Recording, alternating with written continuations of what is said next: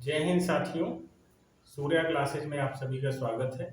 हम लोग यूपी पेट स्पेशल अभी पढ़ रहे थे और यूपी पेट स्पेशल में हम लोगों ने अंकगणित के जो भी मेन मेन टॉपिक हैं उनको हमने रीड किया था। और अब हम उसी में अंकगणित के बाद आता है एक डीआई का पार्ट। डीआई यानी कि ग्राफ और तालिका से क्वेश्चन आते हैं। किससे? ग्राफ व तालिका नाम से हेडिंग होगी और इसके जो है 5 × 2 यानी 5 नंबर के दो ग्राफ पूछे जाएंगे और 5 नंबर के 2 तालिका पूछी जाएगी। ठीक है। और ये दोनों 20 क्वेश्चन होंगे टोटल। कितने क्वेश्चन होंगे? 20 क्वेश्चन। और ये बड़ी आसानी से नंबर मिल जाता है। सही होगा तो पूरा नंबर 20 मिलेगा, गलत होगा तो एक भी नंबर नहीं मिलेगा। तो हमें गलती नहीं करनी है और हमें डीआई को अच्छे से पढ़ना है। डीआई पढ़ने से पहले आपको बहुत सारी चीजों को जानना होगा, उसके बाद आप डीआई पढ़ेंगे। डीआई पढ़ने के लिए आपको क्या आना चाहिए? डीआई पढ़ने के लिए आपको सबसे पहले आना चाहिए अनुपात। ठीक है। अनुपात क्या होता है अभी हम थोड़ी सी चर्चा कर लेते हैं। अनुपात क्या है? जैसे दो संख्याएं हैं, दोनों संख्याओं का मान, एक का मान 15 है, दूसरी संख्या का मान 25 है। एक का मान 15 है, दूसरी संख्या का मान 25 है।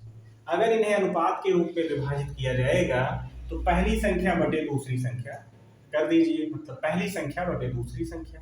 और इनके निम्नतम रूप को लिखिए, यानी इनको काट दीजिए अगर किसी से कट रहे हो। जैसे देखिए यहाँ से ये 5 से कटेगा, 5 तिहाई 15 और यहाँ ये 5 25। ठीक है। तो ये 5 तिहाई 15 और ये 5 25, यानी ये हो गया 3/5 और इसी को लिख सकते हैं 3:5। ये किस में हो गया? 3:5 के रूप में विभक्त हो गया। अच्छा, दूसरी बात आप कहेंगे कि इसको हम ऐसे भी तो लिख सकते थे 15:25। तो कभी भी संख्याएं जब भी अनुपात के रूप में लिखी जाएंगी तो उनका निम्नतम रूप लिखा जाएगा। कौन सा रूप लिखा जाएगा? निम्नतम रूप लिखा जाएगा। तो यहां से भी आप काट सकते हैं 5 तिहाई 15 5 25, यानी 3:5 होगा। तो अनुपात के बारे में इतना ही आपको जानना है। जहां कहीं भी कहेगा अनुपात के रूप में हम विभक्त कर देंगे। पूछेगा कि जैसे कोई भी वस्तु है ऐसे लगातार बिक रही, 2016 की बिकी, 17 की बिकी, 18 की बिकी, तो कहेंगे कि 2016 के सापेक्ष 2018 का अनुपात बताइए, कितनी वस्तु कैसे बिकी। तो क्या करेंगे? 2016 में सभी वस्तुओं को जोड़ करके 2018 की सभी वस्तुओं को जोड़ करके दोनों का अनुपात निकाल लेंगे। अनुपात से सिर्फ इतना ही पूछा जाएगा। अब जब अनुपात हम सीखे हैं, अनुपात हमने जाना है, तो अनुपात के बाद दूसरा आता है औसत। दूसरी किस चीज की जानकारी रखना है? औसत की जानकारी रखना है। औसत क्या होता है? पदों की संख्या, ये जैसे मान लीजिए पदों का योग बटे संख्या। जैसे मान लीजिए 5 संख्याओं का योग 25 है, 5 संख्याओं का योग 25 है। संख्याएं कितनी है? 5 है और योगफल कितना है? 25। तो इसका औसत कितना होगा? 5 होगा। औसत कितना होगा? 5 होगा। दूसरा चैप्टर हम लोगों ने औसत देख लिया। अब आगे इसमें प्रतिशत का रोल बहुत होता है। तीसरा है कौन सा चैप्टर? प्रतिशत। तीसरा चैप्टर कौन सा है? प्रतिशत। परसेंटेज को हम लोग सीख चुके हैं और परसेंटेज जानते हैं। जैसे मान लीजिए 20 रुपए 100 रुपए के अनुसार कितना परसेंट है 100 रुपए का? तो किसका टोटल कहाँ रहेगा? नीचे रहेगा। और कितना? 20 रुपए। ठीक है। 20 रुपए का मान 100 रुपए में कितना परसेंट है? तो ज्ञात करेंगे तो 100 से गुणा कर देंगे। सॉरी, जैसे 20 रुपए का मान बताना है 100 रुपए के सापेक्ष, तो 20 बटे टोटल, जो भी छोटी संख्या होगी, बटे टोटल, और गुणा कर देंगे किससे? 100 से। तो जो 100 से गुणा हुआ है यहाँ पे तो ये कैंसिल हो जा रहा है, तो 100 और 100 कैंसिल हो गया, 20%। यानी 100 के अनुसार या 100 के सापेक्ष 20 रुपए का मान कितना है? 20%। ठीक है। ये हो गया 3 चैप्टर। तो इनका जो है मुख्य रोल है। आगे भी 2-3 चैप्टर्स हैं, वो आएंगे समय पे, तो वहां पे हम लोग चर्चा करेंगे। तो अभी अनुपात, औसत और प्रतिशत में जो भी अभी हम लोगों ने चर्चा की, अनुपात क्या होता है? निम्नतम रूप होता है। औसत क्या होता है? पदों का योगफल बटे पदों की संख्या। प्रतिशत क्या होता है आप जानते हैं। इन तीनों का रोल डीआई में बहुत ही महत्वपूर्ण है। यदि ये 3 चैप्टर आपको आते हैं तो पूरी डीआई आएगी आपको। ठीक है, अब डीआई में हमें पढ़ना क्या क्या है। डीआई में मुख्य रूप से हमें पाई चार्ट पढ़ना है। पाई चार्ट क्या होता है। पाई, जैसा कि पाई शब्द कहां से आपको जैसे ही पाई याद आ रहा होगा तो पाई ये है ना, और इसका मान क्या होता है 180 अंश। 180 अंश होता है पाई का मान। अब जैसे ही पाई ख्याल आया तुरंत हमारे दिमाग में क्या घूमा, कोण घूम गया, और एक कोण घूम गया तो वृत्त का निर्माण हम लोगों ने कर लिया। और पाई चार्ट जो होता है वो वृत्ताकार होता है। ठीक है, इसमें कोई भाग होगा, मान लीजिए ए है, ये बी है और ये सी है। ए जो है इनका मान कुछ है, बी का मान कुछ है, सी का मान कुछ है। इसके अनुसार जब भी वृत्ताकार कुछ भी दिया गया होगा आंकड़ा, तो उससे अगर सवाल पूछे जाएंगे तो वहां पर आपको क्या करना होगा, पाई चार्ट के अनुसार सवाल को हल करना होगा। टेबल क्या होता है, टेबल को हम लोग सारणी बोलते हैं। और सारणी क्या होती है, ऐसे कोई सारणी दी गई होगी, यहाँ पर आपको कोई डाटा दिया गया होगा, जैसे मान लीजिए ए है, ये बी है, इनका खर्चा, इनका जो भी ए का दिया है फिर बी के हिसाब से दिया गया है कुछ ना कुछ, तो ये टेबल हो गया। अब है बार डायग्राम। ठीक है, तो बार डायग्राम क्या होता है, बार डायग्राम में ऐसे कोई ना कोई ग्राफ दिया गया होगा, ये एक्स एक्सिस है, ये वाई एक्सिस है। एक्स एक्सिस पे कुछ कोई डाटा दिया गया होगा और वाई एक्सिस पे कोई डाटा दिया गया होगा, और आयताकार ऐसे ग्राफ में उन्हें दर्शाया जाएगा ऐसे करके है। ये बढ़ते क्रम में मान लो 2016 में कुछ जनसंख्या थी, जो 2016 ये जनसंख्या है और ये वर्ष है। मान लो ये 2016 में जनसंख्या ये है, फिर 2017 में ये है, और फिर 2018 में ये है। तो ऐसी कुछ जनसंख्या या कोई डाटा दिया गया है, तो इस प्रकार का डाटा बार डायग्राम कहलाएगा। अब यही डाटा जब आयताकार कुछ ना दिया गया हो और ऐसे करके दिया जाए, ए है, ये बी है, ये सी है, मान लीजिए 2016 का है, ये 17 का है, ये 18 का है, ऐसा कुछ करके दे दिया गया, तो ये क्या हो गया, लाइन ड्रॉप हो गया। जैसे लाइन यहाँ पर ड्रॉ की गई है ना, ये देखो, ये ऐसा कर दिया गया। ठीक है, तो इस प्रकार से डीआई में हम लोग इनको देखेंगे, और डीआई में हमें 4 ही मुख्य रूप से टॉपिक्स पढ़ने हैं, पाई चार्ट, टेबल, बार डायग्राम और लाइन ग्राफ। इनके सवालों को हम हल करेंगे। आज हम इनके एक एक सवाल हल करेंगे पहले। ठीक है, सबसे पहले इनके एक एक सवाल हल करेंगे। जैसा कि बोर्ड थोड़ा सा छोटा है तो हम लोग बहुत ही छोटा ग्राफ यहाँ पर ड्रॉ करेंगे, मैप एक छोटा सा इसका कोई भी, और बगल में एक सवाल, एक बार में एक ही सवाल हो पाएगा। देखते हैं हम लोग।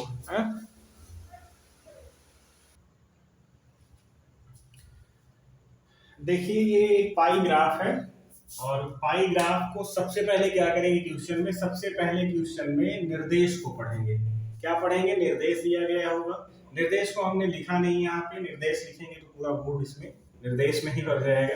तो निर्देश हम आपको बता देते हैं क्या है निर्देश। निर्देश दिया गया है, मान लीजिए नीचे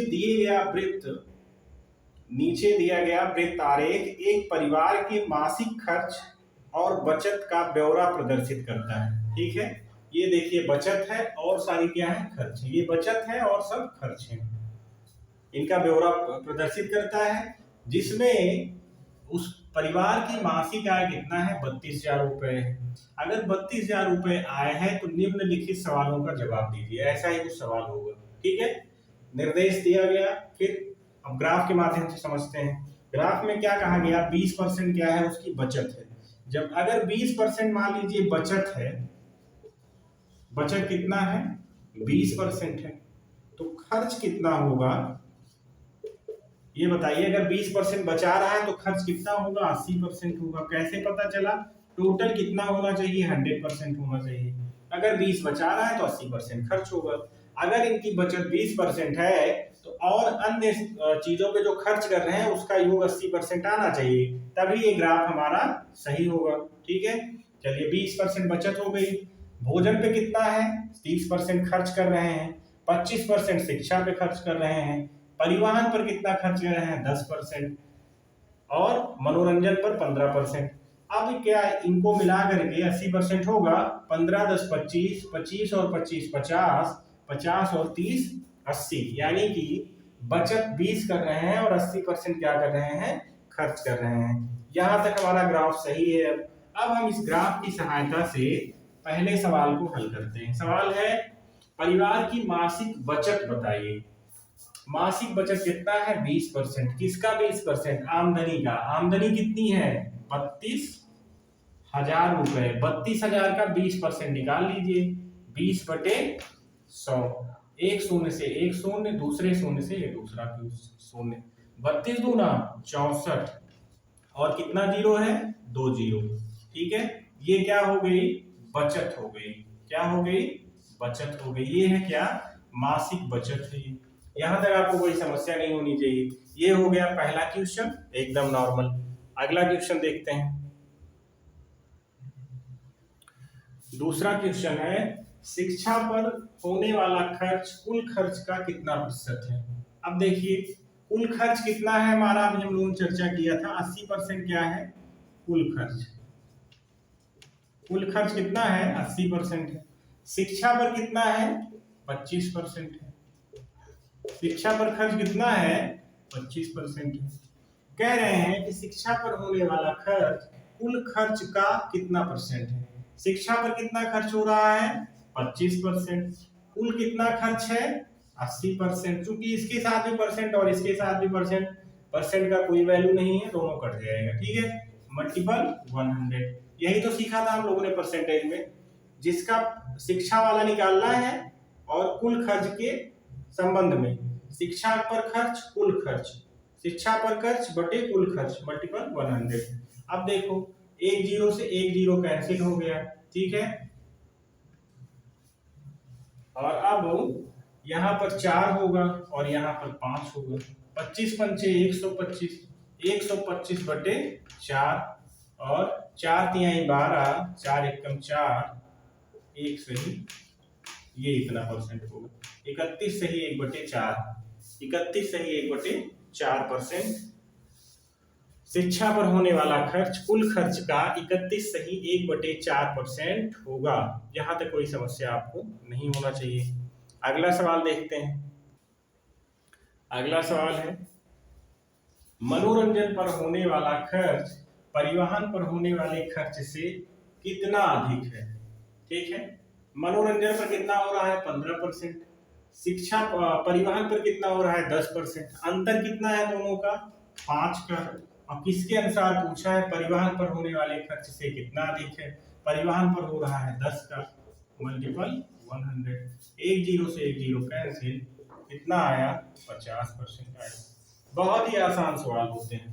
ठीक है, कितना आया, 50%। आगे बढ़ते हैं। अगला क्वेश्चन है भोजन पर होने वाला खर्च शिक्षा पर होने वाले खर्च से कितना प्रतिशत कम है। अब देखते हैं भोजन पर कितना खर्च हो रहा है, 30%। शिक्षा पर कितना हो रहा है, 25%। अंतर कितना है, 5% का। किसके अनुसार पूछे हैं, शिक्षा पर। शिक्षा वाला कहाँ रहेगा, नीचे रहेगा, मल्टीपल 100। ठीक है, 25 चौका 100 और 5 चौक 20, यानी क्या, 20%। 20% क्या है, भोजन पर होने वाला खर्च शिक्षा पर होने वाले खर्च से 20% कम है। यही आपका आंसर हो जाएगा। आगे बढ़ते हैं। क्वेश्चन है परिवार मनोरंजन पर कितने रुपए खर्च करता है। परिवार मनोरंजन पर कितने रुपए खर्च करता है। आमदनी कितनी है, 32,000 रुपए। मल्टीपल मनोरंजन पर कितना खर्च करता है, 15%। 32,000 का कितना, 15%। एक जीरो से एक जीरो, दूसरे जीरो से दूसरा जीरो। अब 15 शून्य शून्य, 15 दूना 30 के शून्य, 15 दिया 45, 45 और 3 कितना होगा, 48। कितना रुपया, 4800 रुपया कहाँ खर्च करता है, परिवहन पर। अब इस तरीके से सवाल बनते जाएंगे। अब सवाल हमने क्या कर लिया, परिवार मनोरंजन पर कितना खर्च कर रहा है, सॉरी ये मनोरंजन का खर्च था ना, यहाँ पर क्या है, मनोरंजन। मनोरंजन पर खर्च हमने पूछ लिया, वो पूछ सकता है परिवहन पर, शिक्षा पर, भोजन पर और बचत कितना किया है तो पूछा ही जा चुका है। तो अलग अलग टाइप से इस पे बहुत सारे सवाल बनते हैं, लेकिन आपके एग्जाम में एक ग्राफ से 5 क्वेश्चन आएंगे बस, और वो 5 क्वेश्चन सिलेक्टेड होंगे। अभी चूंकि ये पहला ग्राफ है या पहली पाई चार्ट है ये, तो यहाँ पर हमने सवालों को बहुत ही सरल तरीके से रखा है, ठीक है। जैसे जैसे क्वेश्चन बड़े होंगे, बढ़ते जाएंगे, वहां पे हम लोगों को थोड़ी सी दिक्कत होगी। दिक्कत तब होगी जब हम लोगों ने सीखा नहीं होगा उस टाइप का क्वेश्चन। जब हम लोग ऐसे सवाल सीख चुके होंगे तब हम आसानी से सवालों को हल कर सकते हैं। अगला क्वेश्चन देखते हैं। अगला क्वेश्चन है, परिवार के मासिक खर्च तथा मासिक बचत का अनुपात बताइए। ठीक है, मासिक खर्च और मासिक बचत का अनुपात बताना है। तो क्या करना है हमें, खर्च अनुपात बचत ऐसा ही बताना है। खर्च कितना कर रहे हैं, 20% कर रहे हैं। कितना कर रहे हैं, 20%। बचा कितना रहे हैं, 80%। ठीक है, परसेंट से परसेंट कैंसिल हुआ, 20 एकम 20, 20 चौका 100। ठीक है, 20 एकम 20, 20 चौका 100। सॉरी उल्टा हो गया ना, इसको ऐसा कर लेते हैं। यहाँ पर बचत सवाल तो वही पूछा है, लेकिन रुकिए एक मिनट। देखिए खर्च है, खर्च का अनुपात किसके साथ बताना है, बचत के साथ। खर्च कितना कर रहा है, बचत कितना कर रहा है, 20%। तो खर्च कितना कर रहा होगा, 80%। ठीक है, इसको ध्यान रखना है। तो यहाँ पर देखिए परसेंट से परसेंट कैंसिल हुआ, 20 एकम 20 और 20 चौका 100, यानी 4:1। क्या आएगा, 4:1। यही आएगा। खर्च और बचत में अनुपात क्या है, 4:1। तो इस तरीके से ये डीआई का पहला टॉपिक था पाई चार्ट। क्या था, पाई चार्ट। और पाई चार्ट का पहला सवाल था ये, जिसको हम लोगों ने हल किया। अब पाई चार्ट का नॉर्मली सवाल आपसे कभी पूछा जाएगा तो आप हल कर सकते हैं। अगली श्रृंखला में हम आगे बढ़ते हैं टेबल की तरफ, और टेबल इसको बोलते हैं सारणी। ठीक है, अगले सवाल में मिलते हैं सारणी के साथ।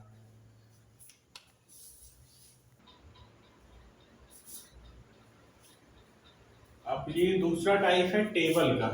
ठीक है, अभी तक हम लोगों ने पाई चार्ट पढ़ा। पाई चार्ट जो है वो सर्किल में दिया होता है, और टेबल ऐसे दिया होगा आपको। ठीक है, टेबल में क्या दिया गया होगा, एक में जो भी दिया गया हो, सदस्यों का नाम दिया गया होगा, ABCD कुछ भी दिया गया होगा, बगल में वर्ष दिया गया होगा या कंपनी दी गई होगी, कुछ भी दिया गया होगा। ठीक है, जैसे इस सवाल में दिया गया है, कंपनी है ABCD और विभाग है विपणन, HR, उत्पादन, वित्त और IT। ये 5 विभाग है। ठीक है, 5 सेक्टर है। जैसे A है, B है, C है और D है। ए विपणन विभाग में कितना है, 180 लोग कार्यरत हैं, महिला कर्मचारी। ये क्या है, महिला कर्मचारियों की संख्या। और HR में 200 महिलाएं हैं। ठीक है, और उत्पादन में 100 महिलाएं हैं, वित्त में 120 महिलाएं हैं और IT में 300 महिलाएं हैं। कंपनी A में इतनी महिलाएं हैं। ठीक है, कंपनी B में विपणन विभाग में 170 महिलाएं हैं, HR विभाग में 150 महिलाएं हैं, उत्पादन विभाग में 250 महिलाएं हैं, कंपनी बी में वित्त विभाग में 210 महिलाएं हैं, IT में 220 महिलाएं हैं। ऐसे ही कंपनी सी है, कंपनी सी में विपणन में 190, HR में 80, उत्पादन में 60, वित्त में 70, IT में 50। कंपनी डी में विपणन में 130 महिलाएं, HR में 230, उत्पादन में 320, वित्त विभाग में 270, IT में 350 महिलाएं। ये इनके बारे में दिया गया है। टेबल का हम लोगों ने अध्ययन किया। सबसे पहले हम निर्देश को देखते हैं। निर्देश में कुछ भी लिखा गया होगा, जैसे यहाँ पर कहा गया कि इस टेबल में सभी महिला कर्मचारियों की संख्या और उनके विभाग दिए गए हैं, इनके आधार पर आप निम्नलिखित सवालों के जवाब दीजिए। ऐसा निर्देश में लिखा हुआ था। अब निर्देश के बाद पहला सवाल है, कंपनी बी के प्रत्येक विभाग में औसतन कितनी महिला कर्मचारी कार्यरत हैं। औसतन का मतलब हुआ कि यहाँ पर कंपनी बी के महिला कर्मचारियों की क्या निकालना है, औसत निकालना है। ठीक है, किसके? बी के। कंपनी क्या है? कंपनी बी के औसत। कंपनी बी कहाँ पे है? ये है कंपनी बी। कंपनी बी में कितने विभाग हैं? 1 2 3 4 5। कितने विभाग हैं? 5।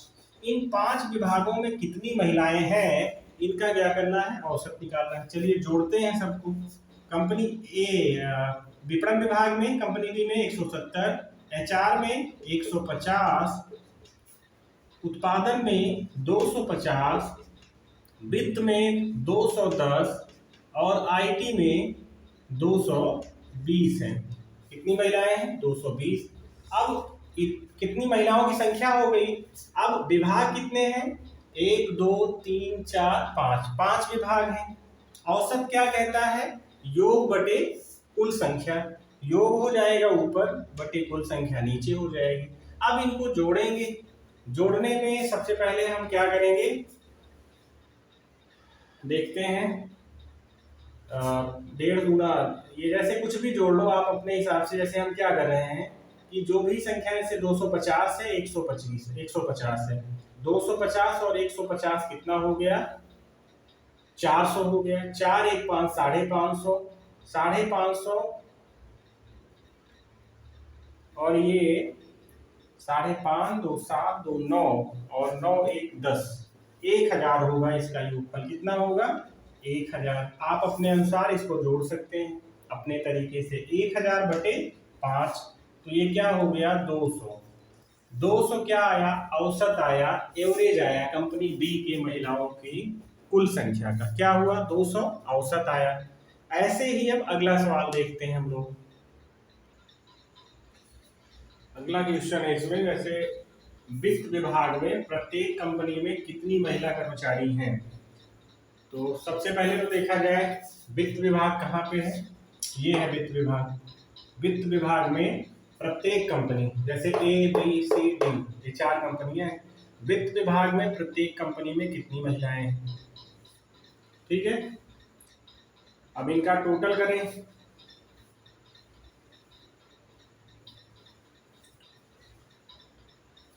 तो कर दिया जाए टोटल वित्त विभाग में 120, क्या 120 प्लस 210 प्लस 70 प्लस 270। ठीक है, इनको जब जोड़ा जाएगा तो 0 0 0, सब में लास्ट में 0 ही है। 7 दूनी 14, 14 1 15, 15 2 17 के 7, 2 2 4, 4 2 6, यानी 670 आया। 670 महिलाएं टोटल वित्त विभाग में काम कर रही हैं। ठीक है, ये हो गया। अब टोटल महिलाएं ये हैं। अगर इनका औसत पूछा होता, औसतन कितना काम कर रही हैं, तो 4 से भाग देते। क्यों देते 4 से भाग? 4 कंपनी अलग अलग है, इसलिए 4 से भाग दे देते। ठीक है, यहाँ तक कोई समस्या आपको नहीं होगी। अगला सवाल देखते हैं। अगला क्वेश्चन है, कंपनी ए के एचआर विभाग में कितने प्रतिशत महिला कर्मचारी हैं? तो महिला कर्मचारी या कर्मचारी तो सभी महिलाएं हैं ना, महिला कर्मचारी हैं ही, इसमें पुरुष है ही नहीं, तो इसका कोई मतलब नहीं था, लेकिन ठीक है, सवाल में दिया गया है ऐसा। तो कंपनी ए के एचआर विभाग में कितनी महिला कर्मचारी हैं? कंपनी ए हो गई और एचआर विभाग इसका ये है 200। तो कितना महिलाएं हैं? पहले तो 200 हैं। किसमें? एचआर विभाग में। और जब एचआर में 200 हैं तो किसके सापेक्ष पूछ रहा है? टोटल के सापेक्ष। किसका टोटल? कंपनी ए का। तो कंपनी ए के और सभी एलिमेंट को जोड़ो। 180 और 120 300, 3 600, 1 700, 7 2 900। कितना हुआ टोटल? 900। मल्टीपल हुआ 100। 0 से 0, 0 से 0, तो क्या हो जाएगा? 200 बटे 9, 9 दूना 18, 9 दूना 18 बटे सही 2 बटे 9। ठीक, यही आएगा। कितना आएगा? 22 सही 2 बटे 9 प्रतिशत महिलाएं हैं। प्रतिशत महिलाएं हैं टोटल के सापेक्ष। ठीक है, सवाल को फिर से देखते हैं एक बार। कंपनी ए के एचआर विभाग में कितनी प्रतिशत महिला कर्मचारी हैं, या कितनी प्रतिशत कर्मचारी हैं कंपनी ए के सापेक्ष? या 4 विभाग में 200 है और टोटल ए के सापेक्ष पूछ रहा है, तो इस टोटल को जोड़ देंगे 180 प्लस 200 प्लस 100 प्लस 120 प्लस 300। जब इनको जोड़ेंगे तो इनका योगफल 900 आएगा। 200 या 4 विभाग के और टोटल 900 मल्टीपल 100। टोटल जब इसका करेंगे तो 200/9 हो जाएगा और इसको और सरल करेंगे तो 22 से ही 2/9% आएगा। यहाँ तक आपको कोई दिक्कत कोई समस्या नहीं होनी चाहिए। अगला सवाल देखते हैं। अगला क्वेश्चन है कंपनी ए तथा कंपनी डी के कर्मचारियों का अनुपात बताएं। जैसे कंपनी ए है, कंपनी ए के सभी कर्मचारियों को टोटल करें, कंपनी डी के सभी कर्मचारियों को टोटल करें। तो कंपनी ए का तो अभी किया गया था पिछले सवाल में, कितना आया था 900 अनुपात। कंपनी डी का करें, 130 है यहाँ पे, 270 यहाँ पे, 130 270 400 4 2 600 6 3 900 950 1000 1300। ठीक है, अपना आप जोड़िएगा, मेरा जोड़ने का तरीका दूसरा है। मेरा कैसा है मैं बता दे रहा हूँ। जो 100 के अदद में है या 50 के अदद में है उनको एक साथ करते हैं, फिर जो 20 30 और 10 20 बचता है वो भी ऐसा कोई ना कोई कॉम्बिनेशन रहता ही है कि आपको डबल जीरो लास्ट में मिलेगा। 0 से 0 0 से 0, ठीक, 0 2 0 2 0 कैंसिल। कितना अनुपात आया 9:13। ये क्या अनुपात है? कंपनी ए और कंपनी डी के कर्मचारियों का टोटल अनुपात है। यहाँ तक कोई दिक्कत आपको नहीं होनी चाहिए। अगला क्वेश्चन देखते हैं। ये सवाल देखिए, थोड़ा सा बड़ा है लेकिन समझाते हैं इसको। यदि कंपनी बी के या 4 विभाग की महिला कर्मचारियों को उत्पादन विभाग में कार्य करना पड़ जाए तो उत्पादन विभाग के कर्मचारियों की संख्या कंपनी बी में कार्यरत कुल कर्मचारियों की संख्या का कितना प्रतिशत होगा? देखिए, कंपनी बी ए है, ठीक है, कंपनी बी यही है, इसका एचआर विभाग कहाँ है? ये एचआर विभाग, ठीक। कंपनी बी का एचआर विभाग जो है, इसकी महिलाओं को यदि उत्पादन विभाग में कार्य करना पड़ जाए, मतलब 150 महिलाएं हैं और इनके साथ कार्य करना पड़ जाए, इसके साथ 250 महिलाएं जो उत्पादन विभाग की हैं उनके साथ कार्य करना पड़ जाए, तो उत्पादन विभाग के कर्मचारियों की संख्या, उत्पादन विभाग के कर्मचारियों की संख्या, ये टोटल 100 250 60 320, कंपनी बी में कार्यरत कुल कर्मचारियों की संख्या का कितना प्रतिशत होगी? ठीक है, कंपनी बी में कार्यरत कुल कर्मचारियों की संख्या का कितना प्रतिशत होगी? ठीक, अब जैसे 150 उत्पादन है, ये यहाँ आ गए, 150 इनके साथ कार्य करेंगे तो 150 प्लस 250, ये क्या हो गया? उत्पादन विभाग हो गया इसका, कंपनी बी का, कंपनी बी का उत्पादन विभाग हो गया। और अब पूरी कंपनी बी में जो कार्यरत है, जैसे 150 170 150 250 210 और 220, इसके कितना परसेंट के बराबर है? तो सबको जोड़ो, 150 170 250 210 220, इनको जब जोड़ेंगे तो 1 2 2 4 4 2 6 6 2 8, 1000 होगा। यहाँ पे कितना होगा? 1000। ठीक है, 1000 से हम लोग क्या करेंगे? भाग दे देंगे, मल्टीपल 100, 10 20 10 20, ठीक, और 1 0 यहाँ ही कैंसिल हो जाएगा। 150 जब इसमें जोड़ेंगे तो 400/10, 1 0 कैंसिल होगा। कितना परसेंट आया? 40%। 40% है महिलाएं हैं कंपनी बी में कार्यरत कुल महिलाओं की संख्या। यदि एचआर और विपणन की महिलाएं एक हो जाए तो टोटल महिलाएं जो है एचआर और विपणन की, कंपनी बी की टोटल महिलाओं का कितना है? 40%। ठीक है, यही कहने का इनका मतलब था। ये हो गया आपका टेबल, और टेबल से 5 सवाल हमने पूरे किए। अब हम लोग पाई चार्ट पढ़ चुके हैं और टेबल पढ़ चुके हैं। अगला चैप्टर हम लोग देखते हैं, इसमें अगला जो आता है इसके आगे,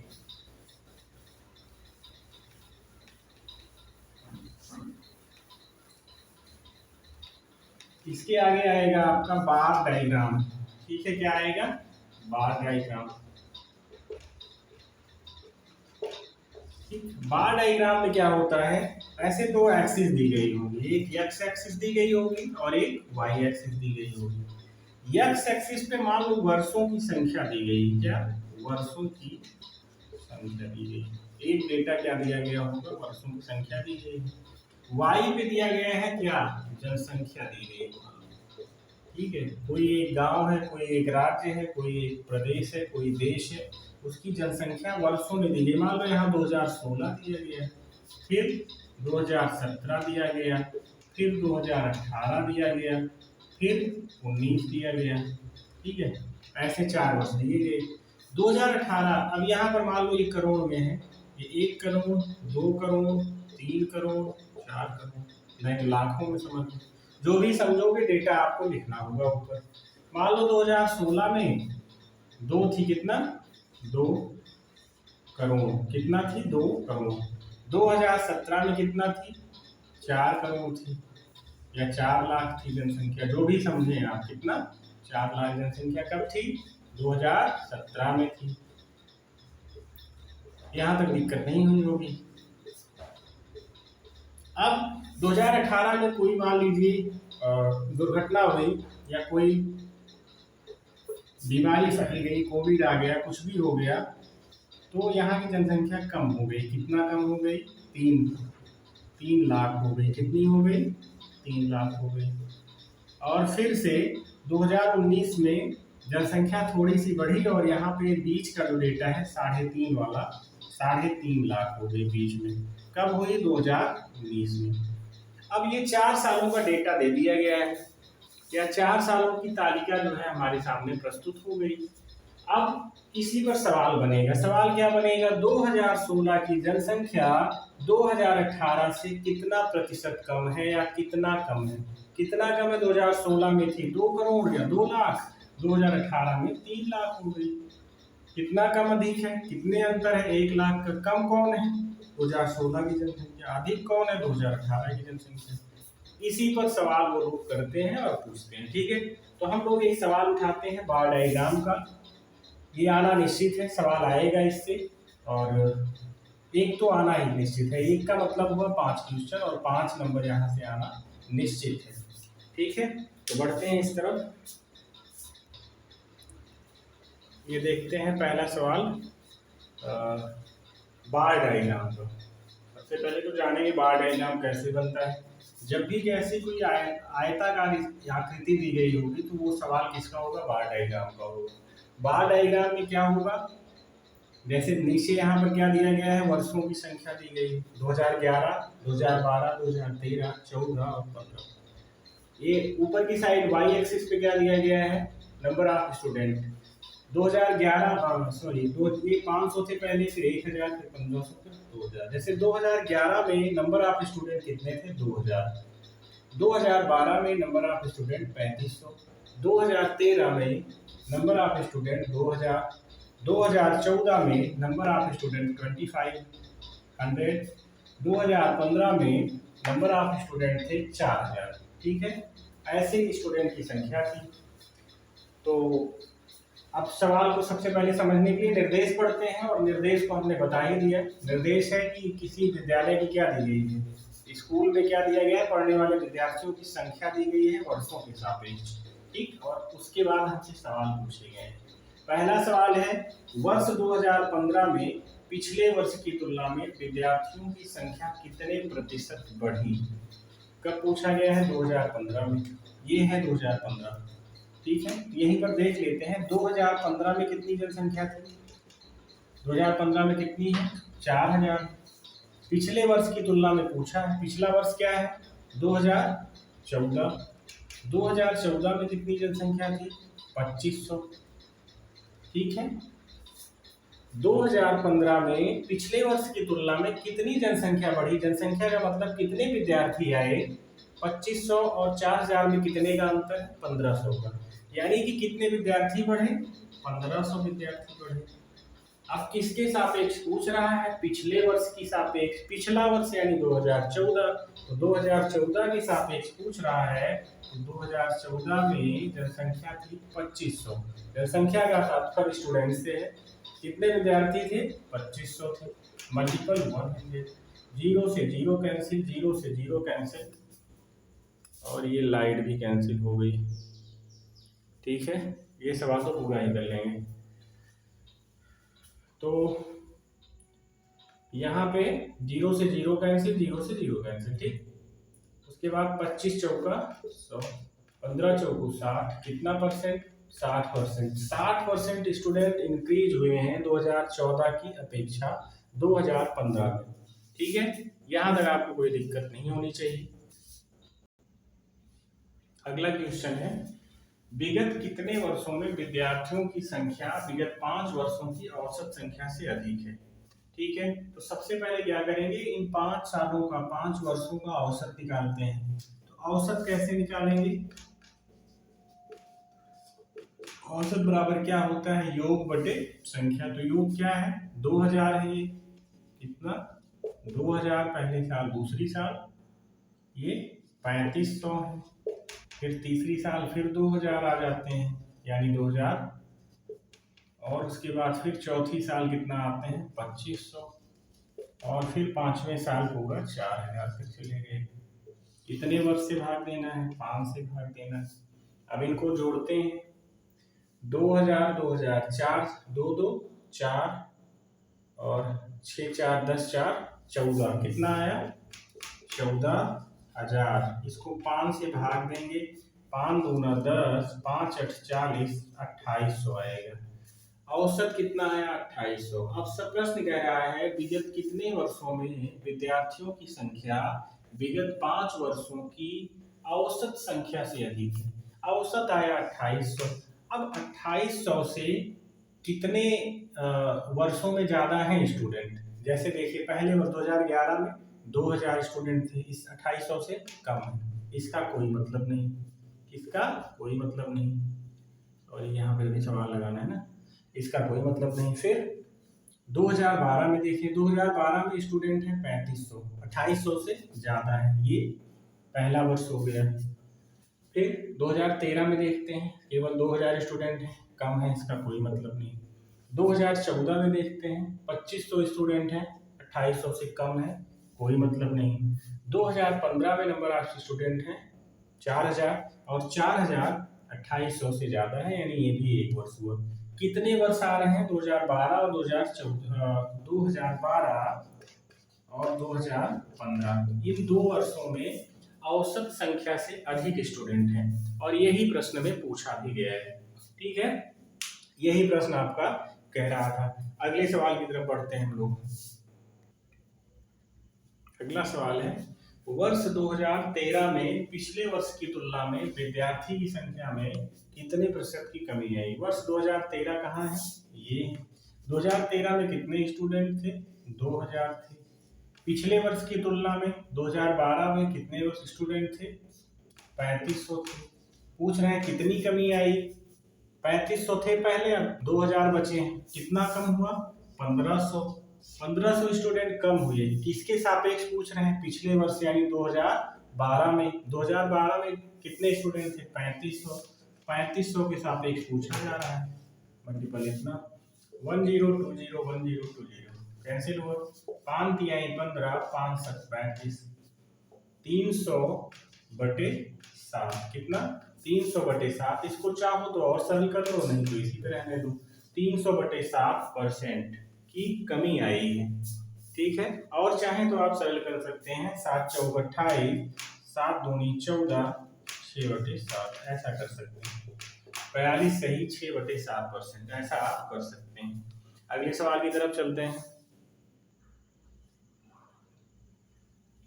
अगला क्वेश्चन है, वर्ष 2012 में विद्यार्थियों की कुल संख्या विगत 5 वर्षों में विद्यार्थियों की कुल संख्या का कितना प्रतिशत है? ठीक है, तो 2012 में विद्यार्थियों की संख्या थी कितना? 3500। कितना थी? 3500। और कुल विद्यार्थियों की संख्या 2011 में कितना है? 2000। 2013 में 3500, 2012 में 3500, 2013 में फिर 2000 है, 14 में 2500, 15 में 4000 है। इनको जब जोड़ा जाएगा तो कितना आएगा? टोटल 14000 आएगा। अभी पिछले क्वेश्चन में हम लोगों ने किया था। ठीक है, तो पूछ रहे हैं 2012 में विद्यार्थियों की कुल संख्या विगत 5 वर्षों में विद्यार्थियों की संख्या का कितना परसेंट है। 2012 में संख्या थी 3500, 5 वर्षों में संख्या हुई 14,000 मल्टीपल 100। ठीक है, अब अगर यहाँ पर हम लोग इसको कैंसिल करेंगे तो 35 एकम 35, 35 चौका कितना होता है, थैंक गॉड लाइट आ गई ना। तो 3500 का मल्टीपल ये करेंगे तो 4 आएगा, तो 4 से यहाँ पर करेंगे तो 4 एकम 4, 4 25 हम देखना होगा, तो 25% होगा। कितना होगा, 25%। ठीक है, इस प्रकार से जो है इस टाइप के सवालों को करते हैं। यहाँ पे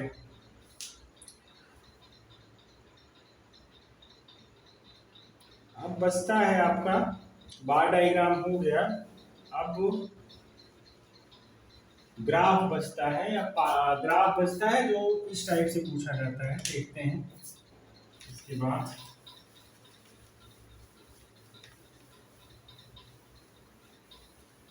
ग्राफ में, और इसमें पाई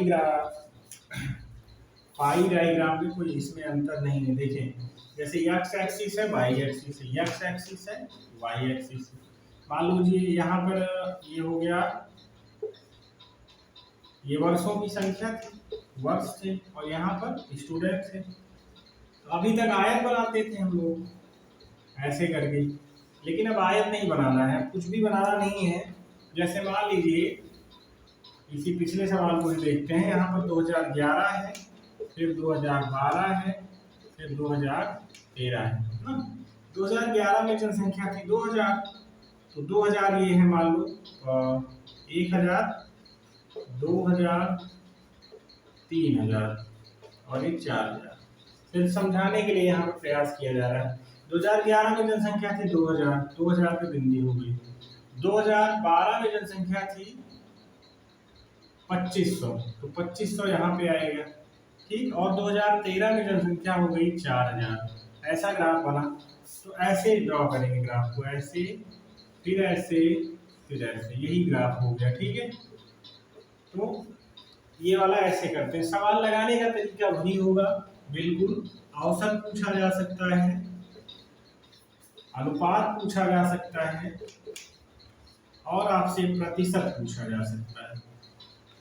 ये 3 चीजें आपसे डायग्राम में पूछी जा सकती हैं। ठीक है, तो यहाँ तक आपको कोई समस्या नहीं होनी चाहिए। बाकी इसमें कुछ है नहीं अभी।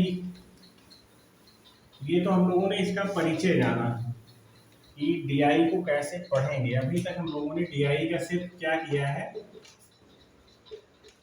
परिचय कर लिया है। अब तो यहाँ से प्रारंभ होते हैं कि डीआई में कौन कौन से सवाल हमें पूछे गए हैं, किस किस टाइप के। तो ये पहली क्लास थी, अब डीआई के बारे में सामान्य चीजें हम लोगों ने जाना और एक एक सवाल भी कर लिया है। तो अगली क्लास में हम लोग डीआई के प्रीवियस ईयर को हल करेंगे। ठीक है, प्रीवियस ईयर जैसे पेट का एक पेपर हुआ है, तो उसमें जो 4 डीआई पूछे गए थे पहले, तो उसी को हल कर लिया जाता है। ठीक है, उसके बाद फिर और सिलेक्टेड क्वेश्चन हम लोग हल करेंगे। तब तक के लिए आप लोग देखते रहिए सूर्या क्लासेस। Thank you.